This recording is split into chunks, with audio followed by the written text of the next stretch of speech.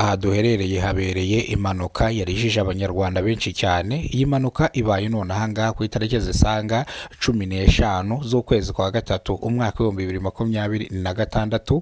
Iyi mpanuka ikomerekeyemo batatu, abandi barakomereka bihagije. Kubw'amahirwe nta muntu wigize uhaburira ubuzima, ariko iyi mpanuka ikomerekeyemo abantu batatu, ubwe umwe yacitse akaguru ndetse undi ukuboko kukaba kwihinamiranye, bivuze ngo abaganga baje babazirikaho bande. Nkuko mubireba rero, ambulance iri hano kugira ngo icungure ubuzima bwa bano bakomeretse. Iyi mpanuka rero ibereye mu karere ka Gasabo, hano ni ku Kinamba imbere yo kwa Gakire gatonya, ngira ngo abazi ku Kinamba hano imbere yo kwa Gakire. Ese iyi mpanuka koko nta muntu upfiriyemo? Ese bakomeretse gusa? Nibyo tuje kurebera hamwe. Ese imodoka yagonze indi yavaga he, indi ijya he? Nibyo tugiye kurebera hamwe, tuhite tunamenya impamvu aba bantu cyangwa uyu muntu wari utwaye igare bamukubise agacika ukuguru. Ibi nabyo tugiye kubirebera hamwe. Ese byagenze bite kugira ngo ubundi iyi modoka ikora impanuka? Ese byagenze bite kugira ngo ubundi iyi modoka ibure feri bigongane byombi? Hari kuno munsi, ari ku gicamunsi cy'uno munsi,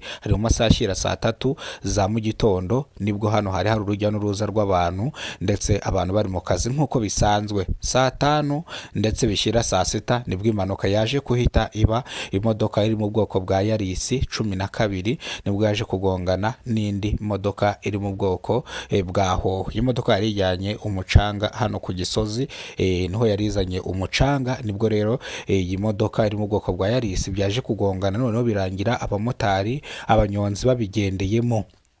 Ubwo imodoka bayigonze igahinduka capati neza neza, n'ikirahure kikamenagurika. Abari barimo barakomereka, ibirahure byabakomerekeje. Ku bw'amahirwe nta muntu wigize uhaburira ubuzima, ariko bakomeretse bihagije. Ambulance yaje, abantu babaye interi cyangwa babaye nk'imirambo. Ni mu gihe polisi ikora mu mujyi wa Kigali ya Traffic Police yahagereye ku gihe, ihita ihamagaza imbangukiragutabara kanya nk'ako guhumbya kugira ngo baze batabare. Nibwo imbangukiragutabara zimwe zaturutse ku Muhima, izindi zituruka ku Gisozi, kandi ziza zihuse kugira ngo ziza zicungure bano bakomerekeye mwino mpanuka. Iyi mpanuka yarejeje abanyarwanda benshi. Bamwe mu baturage bari hano bavuze yuko iyi modoka iri mu bwoko bwa Yaris yaturutse hariya gufata feri biranga. Iyi modoka ya Hoho, uyu mugabo wari utwaye Hoho avuga yuko yafashe feri, imodoka yiwe ikahita yitambika. Nibwo rero uyu nguyu wa Yaris yaje kuhita agonga ino Hoho, birangira rero iyi Hoho ishwanyaguritse iby'imbere, Yaris nayo ihinduka ifu.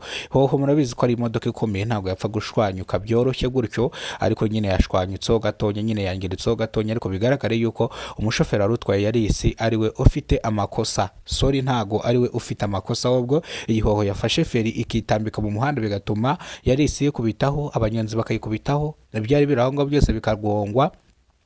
Bivuze ngo iyi Hoho niyo ifite ikibazo cyangwa niyo yateje impanuka yarijije abanyarwanda benshi cyane. Umushoferi wari utwaye iyi Hoho yavuze ko yafatiye feri rimwe imodoka ikitambika, ntago azi icyabaye kugira ngo imodoka yitambika. Abaturage bavuga yuko ari uburangare bw'uyu mushoferi wa Hoho, cyangwa atazi gutwara Hoho. Nta kuntu ashobora gufata feri imodoka ikitambika, ahubwo yakase imodoka ayitambika yenda yakatanye ubwoba kuko yabonaga agiye kugonga. Kugira ngo afate feri, afata feri imodoka ayitambika. Nibwo rero imodoka yaje kuhita ikubita iyi modoka yindi ya Yaris.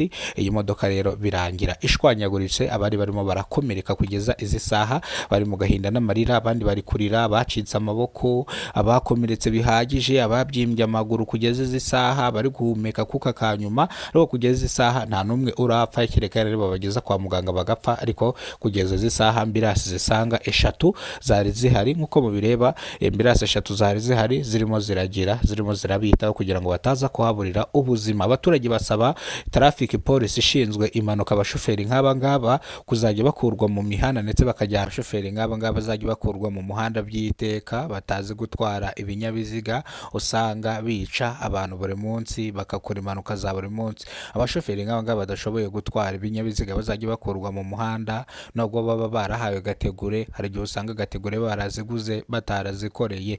Ibi ngibi byatumye abaturage bavugira ku ruhame, ku mugaragaro, ndetse bari mu gahinda n'amarira bitewe n'ibyabereye hano ku Kinamba uzamuka kwa Gakire, akarere n'aka Gasabo. Niho ino mpanuka yabereye, yarijije abanyarwanda benshi cyane. abandi batangira kwifata ku munwa. Iyi mpanuka nanjye yabaye mpibereye, nari ndimo njya mu mujyi wa Kigali hano ku isoko rya Nyarugenge ngiye kureba ibijyanye n'indangamuntu koranabuhanga, nibwo naje guhura n'iyi mpanuka y'akasamutwe. Gusa nanjye ndi kuyikamera, abantu benshi bavuze yuko ngira umutima ukomeye, nta kuntu nari gufotora ngo ndeke no gufotora n'abantu. Nk'uko mubireba kuri kamera za Kidasamura TV Rwanda, nirinze gukamera abakomeretse cyangwa amaraso kugira ngo bataza kundega reuse the content cyangwa batama copyright, bitewe nuko gushyira amaraso kuri kamera cyangwa gushyira amaraso kuri YouTube bitaba byemewe. Ariko nk'andi mavideo tugenda dukora cyangwa matonya magufi tugenda dukata dushyira ku zindi nkoranyambaga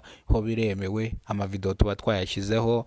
Urakoze cyane, Imana ikurinde iguha ubuzima buzira umuze, kandi Imana nimba uri kugenda mu muhanda wa kaburimbo ikugeze iyo ujya ntuhure n'impanuka. Imana ibarinde. Amakuru reka tuyasubikire hano. Ngira nitwa Kidasamura, urwego rugota bakora rugakonkoma. Nimba rwo bwa mbere ugeze kubona umuyoboro, kora subscribe ufungure inzogera, kandi ikindi turabakunda tubahoza ku mutima. Thank you so much. Amakuru nakagaruka.